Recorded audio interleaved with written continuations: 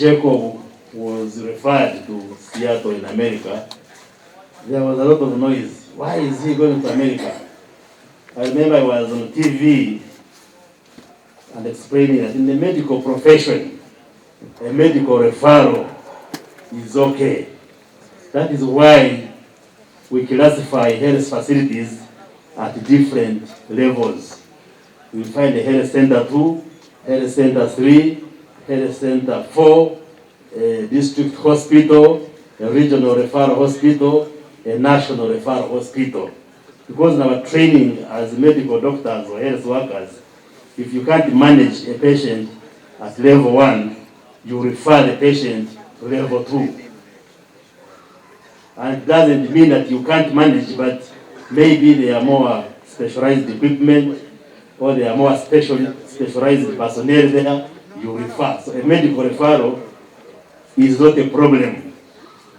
So referring a patient from Marago to America should not be a problem, except for those who are ignorant.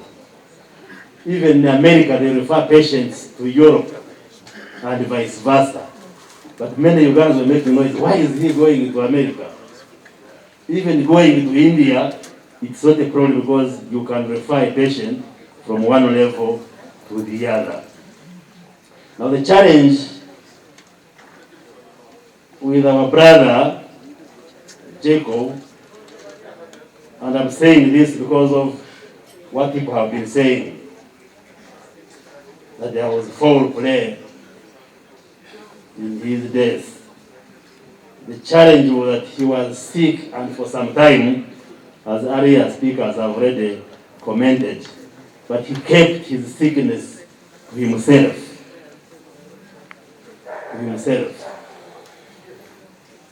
And he was always very uncomfortable discussing his sickness with anybody. When he came back from Dubai, I visited him here and found him in his bedroom. And he described to us what had happened in Dubai. I was with the Honorable Chiwanda, the Vice Chair for NRM for Central Region. And he told me that they operated me and found a section of my large intestines rotten. That's the word he used. And was removed. And I asked him, what did the doctors tell you the problem was? But he was uncomfortable discussing. But like Norbert Moore was saying, with my medical knowledge, I could see features suggestive of effects of chemotherapy, like what we call drug-induced alopecia, loss of hair. He was darkening more, the nails and so forth. So from my knowledge, I could tell that he has cancer and is on medication. But he was uncomfortable discussing. Like the Chief Justice said last night, maybe if he had confided in his friends or some of us who are doctors, maybe 2-3 years back, we wouldn't be here the way we are. And when we went to Dubai, he had earlier undergone an operation in that hospital, which Honorable Kerry referred to, Ruba. Ruby, yes, he had an operation there. So he has been unaware. Even now in hindsight, some of the altercations he had with the Right Honorable Kadaga in Parliament, you recall when Honorable Kadaga was saying, my deputy Jacob Walanja went to Germany without asking me. There was no invitation from Germany, and why did he just disappear from Parliament? We now learned that he was going for treatment. And that also brought an altercation with the Speaker, but he was going for treatment, but he kept it to himself. I think that's one of the challenges that we face with this. So, when he was referred to Seattle, he was going for treatment. Like I've said, a medical referral in our profession is okay. Being referred from one level to another. is okay. So you should not complain why somebody has been referred. So he has been battling with cancer. Because people were saying poisoning. I was saying if his intestine had a problem, I was saying, then what kind of poison do you swallow? And it goes and then damages the intestines, that leave the stomach, that leave the esophagus, the whole system okay intact, and damage, unless it is the cavera, and the cavera bursts in the intestine, which is definitely, it makes sense. That's why the other day I told the media that with my medical knowledge and background, I can confirm the public that there is no issue of poisoning in the case of Jacob Olanya. What he has died of are natural causes, which we shall explain when the medical report is put, and we shall explain to the mourners. And he was referred to Seattle because some of the modern technologies available to manage cancer are found there. And if you just want to know a bit of medicine, there is a new technology called CAR T-cell therapy. CAR like a vehicle. CAR in full is chimeric antigen receptor T-cell therapy, where you harvest bone marrow cells or T cells, and then you use genetic modification to change them, and then they develop those receptors, and then they are infused again in the patient, and then they will attack the cancer cells. So I think the challenge which was there, that the bone marrow had been so suppressed that could not be activated to produce those cells.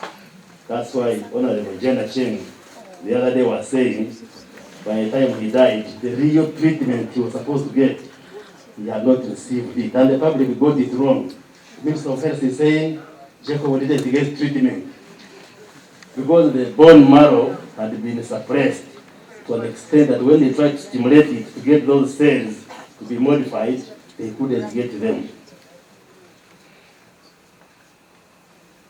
But that's the technology, and it's not here, that technology. So in the medical profession, if that therapy can't be got here, it is okay to refer patients to where you can get it.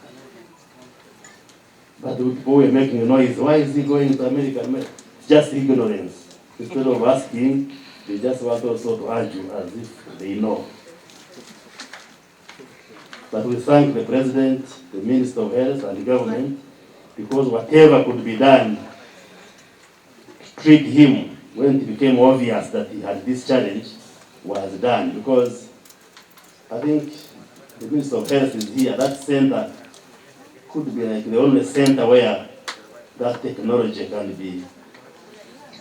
That's where it started and developed about 5 years or so ago, a new technology which is used to manage cancer. So everything possible was being done to restore and bring back his life, but unfortunately it didn't happen.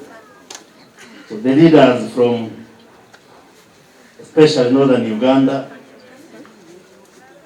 needed to help us to explain back home, because it's an issue which is being discussed.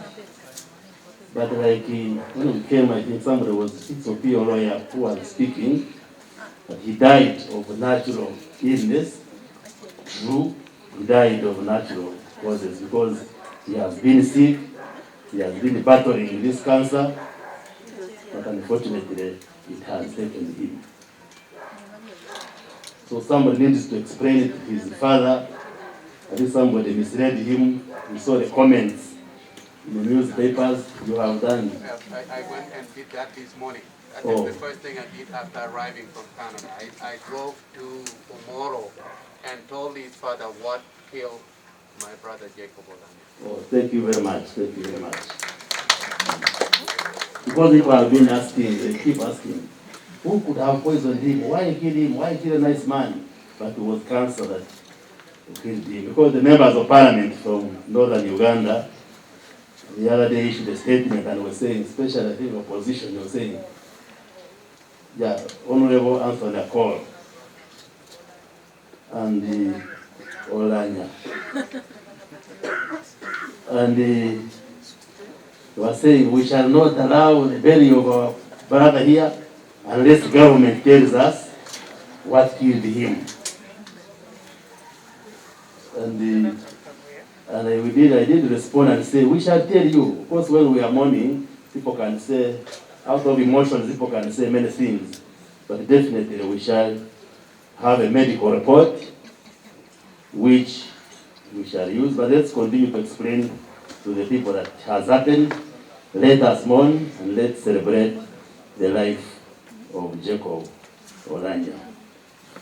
So, Mr. Mao, the issue of social media, we are going to handle it by continuing to educating and sensitizing the population, but also by strengthening the law so that it becomes extremely risky for you to just misuse social media. We already have a law called the Computer Misuse Act, which provides for two offenses, many offenses, but notably there is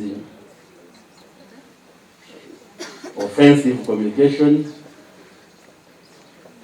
and other related offenses. But we are going to strengthen it so that people should know that it's risky for you to get your phone and you start abusing the Chief Justice. But also to sensitize the public that the Chief Justice, I'm using as an example, should know that he can seek redress from courts of law if I send you an offensive or an abusive message, that the law also gives you that protection that you can go to court, you can lodge a case with police, and the person who is misusing his phone or computer can also be subjected to the law. So we are doing whatever is possible. And also we continue to acquire technology under UCC, so that if you originate a message that offends, that is offensive, we can trace back to know the originator. Even if it has been forwarded by many people, we now have capacity that you just write a message, send it, we can trace it. Only that many people have been tracing, we find them outside Uganda, our friends, brothers who are in the diaspora. But we continue to improve technology, and we shall get you if you misuse the social media spaces. Otherwise, we thank you very much for finding the time to come and be with the family. We want to assure the family that we shall remain with you